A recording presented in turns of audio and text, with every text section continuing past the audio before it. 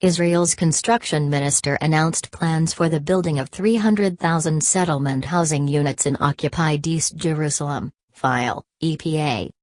Israel's construction minister announced plans for the building of 300,000 settlement housing units in occupied East Jerusalem, file, EPA. The Palestinian Foreign Ministry has denounced a new Israeli settlement construction plan, which includes the building of 300,000 housing units in occupied East Jerusalem. In a statement on its Facebook page, the ministry on Sunday held U.S. President Donald Trump responsible for Israeli arrogance that has endorsed the annexation of East Jerusalem. The ministry affirms that this Israeli colonial arrogance would not have happened without U.S. President Donald Trump's decision to recognize Jerusalem as Israel's capital, the statement read. Trump's administration must bear the responsibility for new crimes that Israel, the occupying country, imposes on our people. UN defies threats to reject Trump's Jerusalem move. The ministry urged the International Court of Justice and the International Criminal Court to confront the move.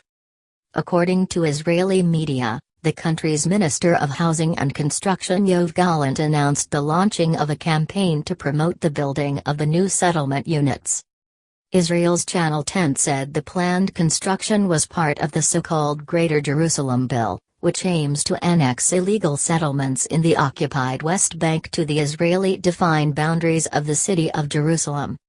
The bill was meant to be voted on in October by a ministerial committee before going to the Knesset for approval, but the vote was delayed until further notice.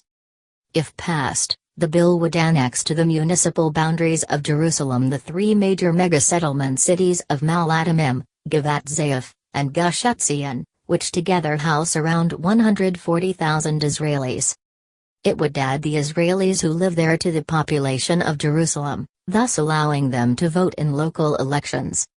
To ensure a Jewish majority in the city, the bill would also create independent municipalities for several Palestinian neighborhoods that are part of the Jerusalem municipality but cut off from the city by Israel's separation wall. These neighborhoods are home to more than 100,000 people who suffer from a severe lack of basic services and infrastructure. Gallant's remarks come 3 weeks after U.S. President Donald Trump announced that the U.S. recognized Jerusalem as the capital of Israel and said his administration would be moving its embassy from Tel Aviv to the Holy City. Trump's declaration prompted international condemnation and widespread protests across the world. Last week, the United Nations General Assembly passed a resolution that declared Trump's move null and void. Demonstrations in the occupied West Bank and East Jerusalem have been met with use of force by Israeli forces. In the Gaza Strip, Israel launched several air raids. Since Trump's announcement, at least 15 people have been killed across the occupied Palestinian territories, more than 2,900 people injured and more than 500 jailed. Status of Jerusalem. The status of Jerusalem is extremely sensitive and is one of the main sticking points in efforts to resolve the Israeli-Palestinian conflict. Palestinian leaders want occupied East Jerusalem as the capital of a future state, while Israel says the city cannot be divided. Israel occupied East Jerusalem in 1967 and proceeded to effectively annex it, in breach of international law. Israeli settlement expansion in West Bank increases pessimism over two-state solution bid. The separation wall, which Israel started building in 2002, snakes through the occupied West Bank's territory, dividing villages, encircling towns and splitting families from each other. Today, 86% of East Jerusalem is under direct control of the Israeli authorities and Jewish settlers.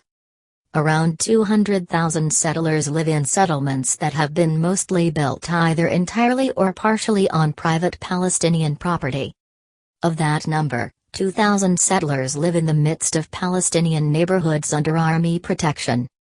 Based on the law in the West Bank, a state is only allowed to expropriate private land for public Palestinian needs.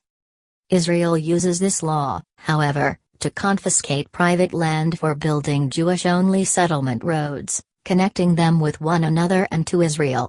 In this way, 12 settlements were built in East Jerusalem on Palestinian property declared for public needs. In October, Israel's civil administration approved for the first time in 15 years the construction of 31 settlement housing units in the occupied Palestinian city of Hebron. International law views the West Bank and East Jerusalem as occupied territories and considers settlement construction activities there as illegal.